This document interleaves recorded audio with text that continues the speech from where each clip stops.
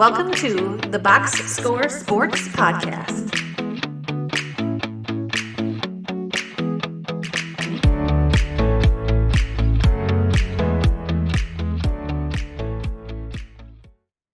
Welcome back, everybody, to the Box Score Sports Podcast YouTube channel. We're going to talk a little bit about the Jrue Holiday trade that went down with the Boston Celtics, and we're going to talk about what we can expect from both teams with this trade. Let me know in the comments down below what you thought of this trade, and also like the video and subscribe to the channel. But let's get into this trade between the Celtics and Blazers. So the Celtics get Jrue Holiday. The Blazers get Malcolm Brogdon, Robert Williams, and it looks like 2 first-round picks, one from the Warriors and one from the Celtics, one in 2024, one in 2029. So let's take it from each angle. Let me talk about the Holiday angle added on to the Celtics, which I think is both.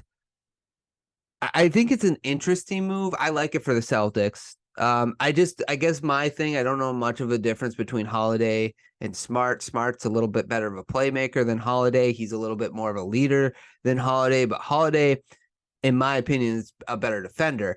But Holiday will get in those shooting funks that Marcus Smart gets into, where he'll run, take it down court and shoot with like 5 seconds off the shot clock. There's 18 seconds left, and he'll shoot a mid-range contested jumper or step back.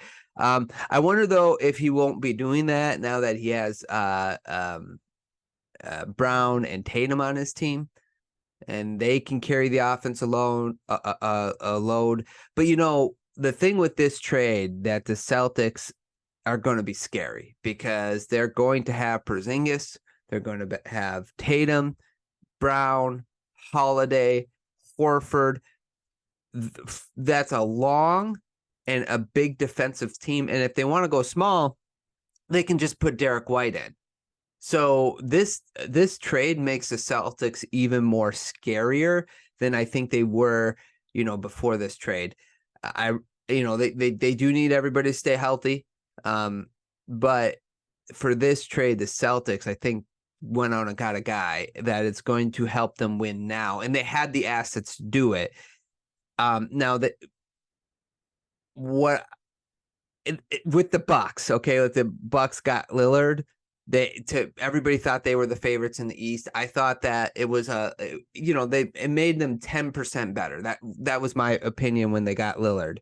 But I think the Celtics are kind of now the favorites, right? Like, even if it's just like 5% more, you'd favor the Celtics over the Bucks. So just because of even that alone, the Celtics did a real good job here. This is a good trade for the Boston Celtics. Their defense is going to be stupid.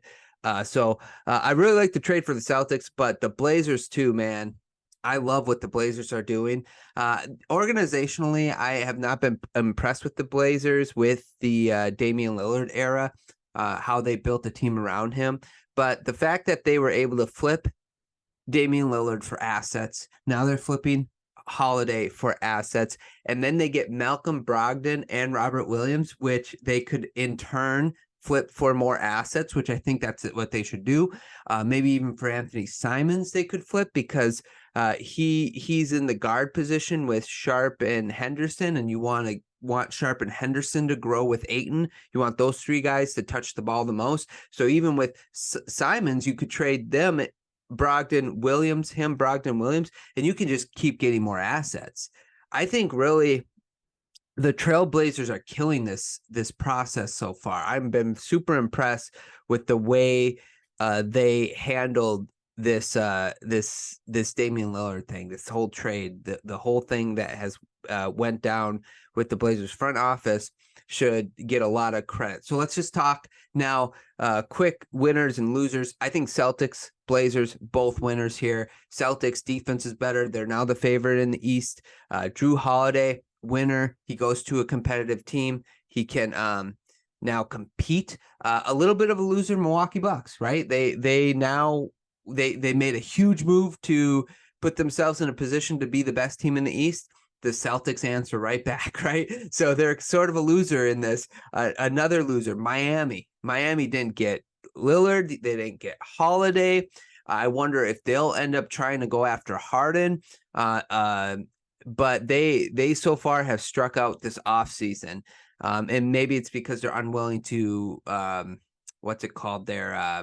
relinquish the assets needed, but that's on them then. Another loser, the Clippers. I think the Clippers would have been really good with Holiday. I think they would have been amazing with Holiday. Much like the Celtics, their defense would have just been stupid, to deal with. So Clippers are a little bit of a loser in this because I would have loved to have seen Holiday on the Clippers, the Lakers as well. I think he would have been a really good Laker. Holiday makes a lot of teams losers because he is kind of a piece. He's a role player, a high-end role player. That's a high-end starter, high-end, I'm not saying role player, but he has a specific thing that he's elite at. And I think most teams would have wanted Drew Holiday.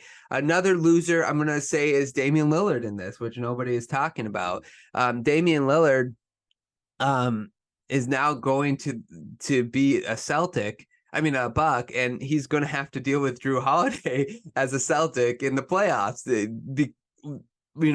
I think most Lillard, as great as he is, you're putting Holiday. He's a really good defender. He's going to make Lillard work. And Lillard thought he was going to the Bucks to be the favorite to be the champions this year, but now with the Holiday trade, maybe it's now the Celtics. So that's all I have. That's my thoughts. I really like the trade for the Celtics. I even think kind of giving up on Robert Williams and Brogdon, who are kind of both always injury prone, that's a positive. I really like this trade for the Blazers. I think they're killing it. The Celtics nailed it. And that's all I got. Let me know in the comments down below what you think. Does this put the Celtics above the Bucks as far as the favorites to win the championships in the East, like the Eastern Conference teams, or even in the NBA? Let me know your winners and losers as well. Thanks so much for listening. Subscribe to the channel, like the video. We'll talk to you guys soon. Thanks so much for watching this clip of the Box Score Sports Podcast. I hope you guys enjoyed. If you haven't yet, please subscribe to our channel. Follow us on Instagram and Twitter or X. And we'll talk to you guys real soon. See ya.